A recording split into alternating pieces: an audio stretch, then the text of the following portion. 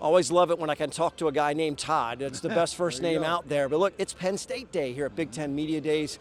Coach Franklin, he always wins these days. He's always eloquent, great speaker, and he always does a great job with this. What do you expect to hear from Coach Franklin, and what do you want to hear from the players? What do you like to ask him? Yeah, well, first of all, I think there's going to be optimism, and there's reason for optimism because from a talent standpoint, I think Penn State is right up there in the upper echelon of the league. A lot of talk about Ohio State, a lot of talk about Oregon coming in, Michigan, the defending national champion, but from a talent standpoint, Penn State is on par with all of those guys. So, some question marks. Can Drew Aller take the next step? Two new coordinators on both sides of the ball. How's the chemistry with all that? So there are a few question marks, but reason for optimism for sure. I want to talk about, in a general sense, schedule-wise. They avoid Michigan, they avoid Oregon, they have Ohio State at home, and a lot of people aren't really talking about that there's no more divisions. You don't have to win the Big Ten East to get back here to Indianapolis to win the Big Ten. So you don't want to aim for second, but second can be good too. So that's a change that could potentially help the Nittany Lions. Well, that's a change in terms of getting here, and then the change of the expansion of the playoffs. You don't have to do either one, really, to still have a chance to make it into the 12-team college football playoff. So it's going to be a really interesting year. I mean, that's different.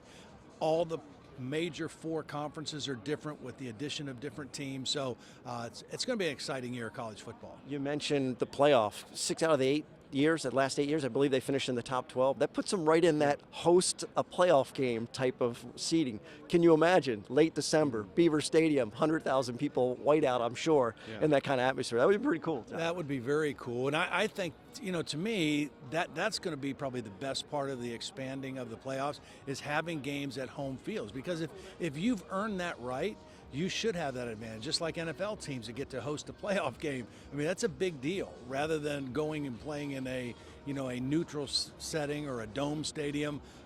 If you're a northern team or a northeastern team or a midwestern team and you can host a playoff game in December and the weather's to your advantage, I think that's awesome.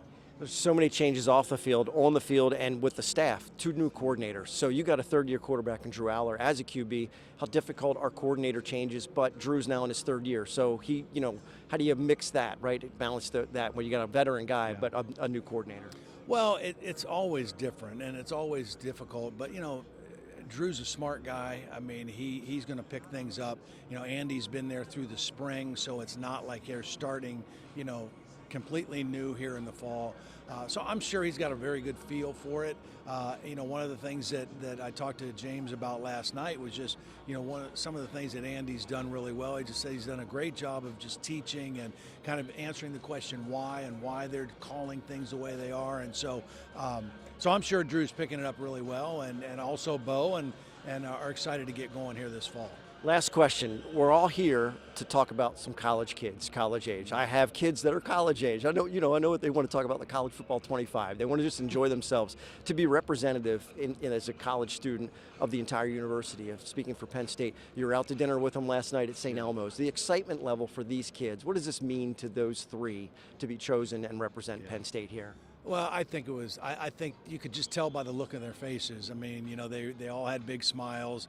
They were excited to be here, excited to represent Penn State, and I, as a former Penn Stater, I was proud because they were emblematic of what I think Penn State football players are and should be and continue to be. So I thought it was great, and we got to have a great meal at St. Elmo's, which is owned by a guy who's another Penn Stater. So it was a wonderful evening for everybody.